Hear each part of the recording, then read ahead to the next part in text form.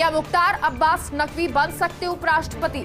नकवी के मंत्री पद से इस्तीफे के बाद कयासों का दौर शुरू हो गया है। चुनावों से पहले प्रधानमंत्री खेल सकते अल्पसंख्यक कार्ड। नकवी के पीएम मोदी और गृह मंत्री अमित शाह से मुलाकात के बाद अटकलें लगाई जा रही।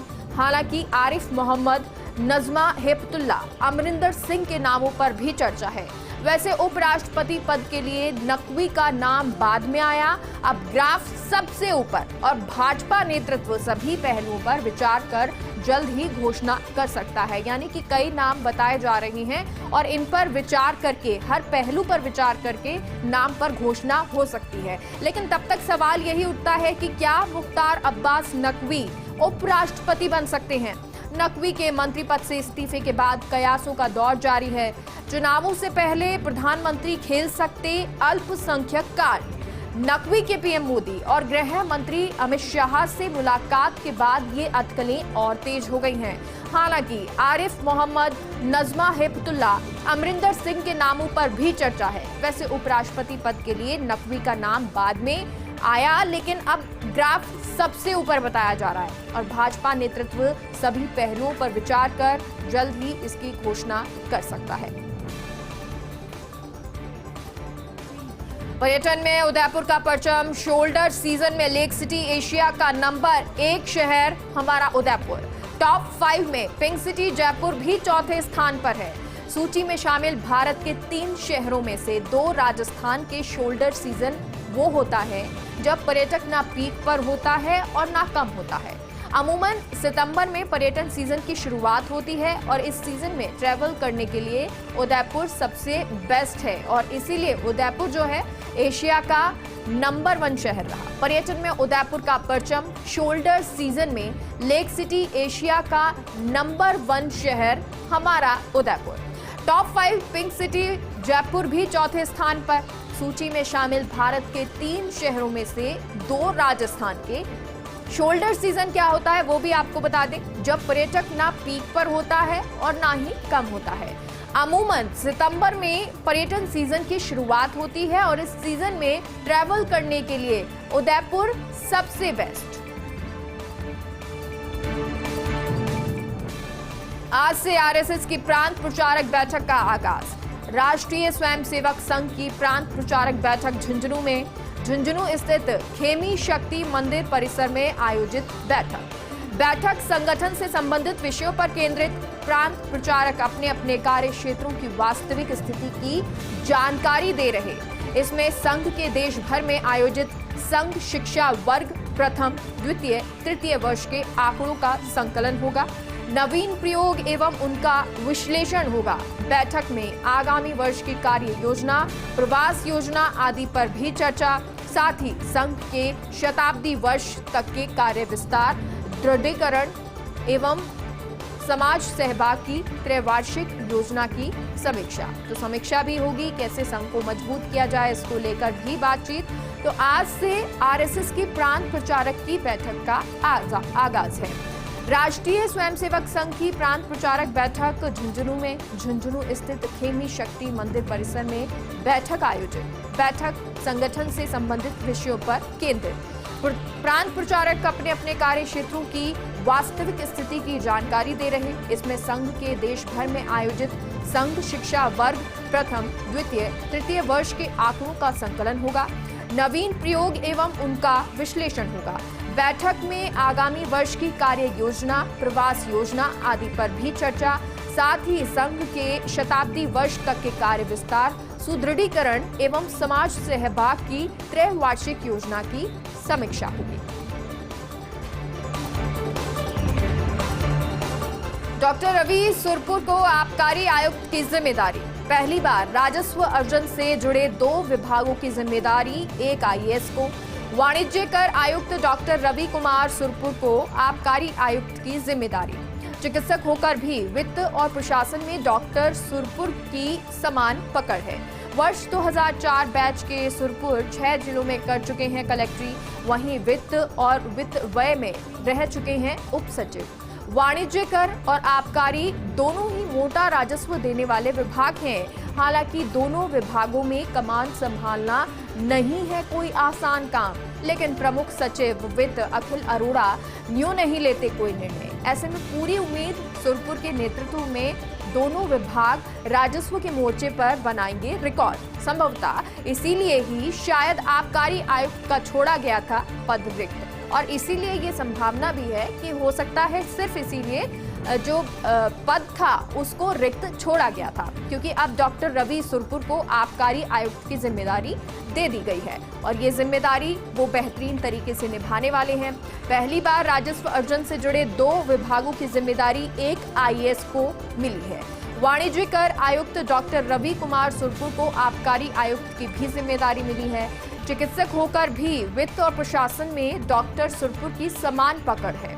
वर्ष 2004 बैच के सुरपुर 6 जिलों में कर चुके हैं कलेक्ट्री, वहीं वित्त कर और वित्त व्यय में रह चुके हैं उप सचिव। वाणिज्य कर और आबकारी दोनों ही मोटा राजस्व देने वाले विभाग हैं। हालांकि दोनों विभागों में कमान संभालना कोई आसान काम नहीं है, लेकिन प्रमुख सचिव वित्त अखिल अरोड़ा यूं नहीं लेते कोई निर्णय, और ऐसे में पूरी उम्मीद सुरपुर के नेतृत्व में दोनों विभाग राजस्व के मोर्चे पर रिकॉर्ड बनाएंगे। संभवतः इसीलिए ही शायद आबकारी आयुक्त का छोड़ा गया था पद रिक्त।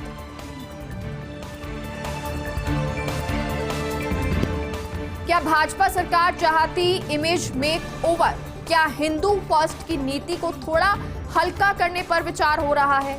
देश में पिछड़े गरीब मुसलमानों का भरोसा जीतने का प्रयास या कोई और प्लान? हाल ही में ही भाजपा की राष्ट्रीय कार्यकारिणी की बैठक में मोदी ने मंत्र दिया। पीएम मोदी ने गरीब मुसलमानों को साथ लाने की हिदायत दी है। इधर वरिष्ठ जेडीयू नेता अली अनवर अंसारी ने मांग की, क्या भाजपा पसमानदा मुसलमानों को एससी वर्ग में शामिल करेगी? ये मांग भी की गई और वहीं एक संदेश भी दिया गया है। तो क्या भाजपा सरकार चाहती है इमेज मेक ओवर? क्या हिंदू फर्स्ट की नीति को थोड़ा हल्का करने पर विचार हो रहा है? देश में पिछड़े गरीब मुसलमानों का भरोसा जीतने का प्रयास या फिर और कोई प्लान चल रहा है? हाल ही में हुई भाजपा की राष्ट्रीय कार्यकारिणी की बैठक में मोदी ने मंत्र दिया। पीएम मोदी ने गरीब मुसलमानों को साथ लाने की हिदायत दी। इधर वरिष्ठ जेडीयू नेता अली अनवर अंसारी ने मांग की, क्या भाजपा पसमानदा मुसलमानों को एससी वर्ग में शामिल करेगी? चंडीगढ़ में आज पंजाब के सीएम भगवंत मान की शादी। हरियाणा की डॉक्टर गुरप्रीत कौर के साथ शादी कर रहे भगवंत मान। 48 वर्षीय मान की पहली पत्नी से तलाक हो चुका है। पहली पत्नी इंद्रप्रीत कौर से 2015 में तलाक हो गया था।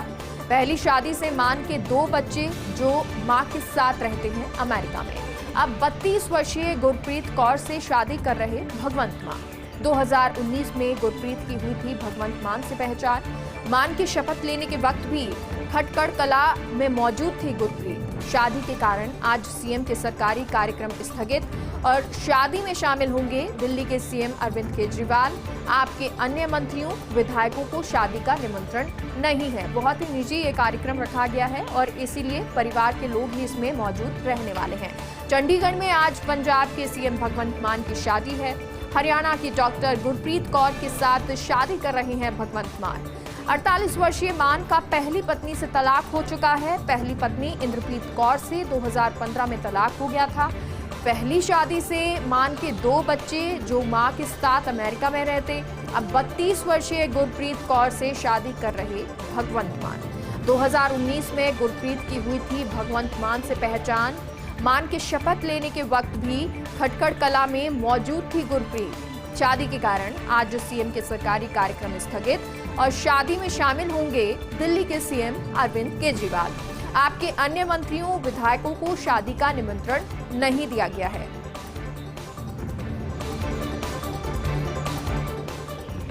शिंदे मंत्रिमंडल का विस्तार जल्द संभव। सूत्रों के मुताबिक 11 जुलाई के बाद ये विस्तार हो सकता है, क्योंकि सुप्रीम कोर्ट में 11 जुलाई को सुनवाई है और इसके बाद एकनाथ गुट और भाजपा के मंत्रियों को दिलाई जा सकती है शपथ। कोर्ट के फैसले के बाद ही शिंदे सरकार बढ़ाएगी कदम। मंत्रिमंडल विस्तार में फडणवीस की भूमिका पर सबकी नजर है, क्योंकि महत्वपूर्ण विभाग किसके पास रहेंगे इसका इंतजार है। फडणवीस किस तरह से भूमिका निभाते हैं इस पर भी इंतजार रहेगा। लेकिन अभी मंत्रिमंडल विस्तार जो है जल्द संभव बताया जा रहा है। शिंदे मंत्रिमंडल सूत्रों के मुताबिक 11 जुलाई के बाद ये विस्तार हो सकता है, क्योंकि सुप्रीम कोर्ट में 11 जुलाई को सुनवाई है और इसके बाद एकनाथ गुट और भाजपा के मंत्रियों को शपथ दिलाई जा सकती है। कोर्ट के फैसले के बाद ही शिंदे सरकार बढ़ाएगी कदम। मंत्रिमंडल विस्तार में फडणवीस की भूमिका पर सबकी नजर रहने वाली है, क्योंकि महत्वपूर्ण विभाग जो है वो किसके पास रहेंगे इसका इंतजार रहेगा। बदहाल पाकिस्तान आया घुटनों पर। IMF के दबाव में पाक ने सेना का बजट घटाया 20%। IMF ने कर्ज देने के बदले शर्त रखी थी कि वो नए वित्त वर्ष में बजट सरप्लस की स्थिति बनाना है।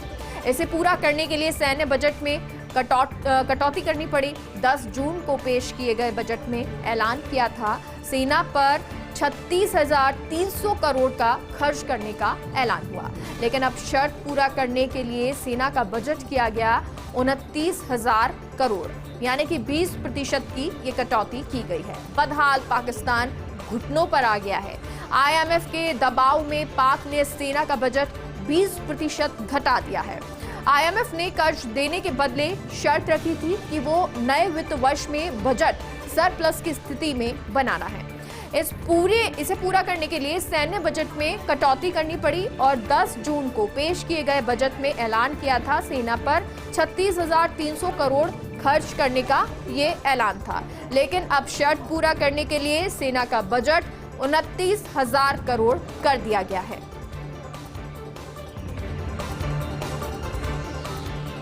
देश के कई राज्य बाढ़ से प्रभावित। महाराष्ट्र, असम, गुजरात, हिमाचल में भारी बारिश। महाराष्ट्र में NDRF की 17 टीमें तैनात।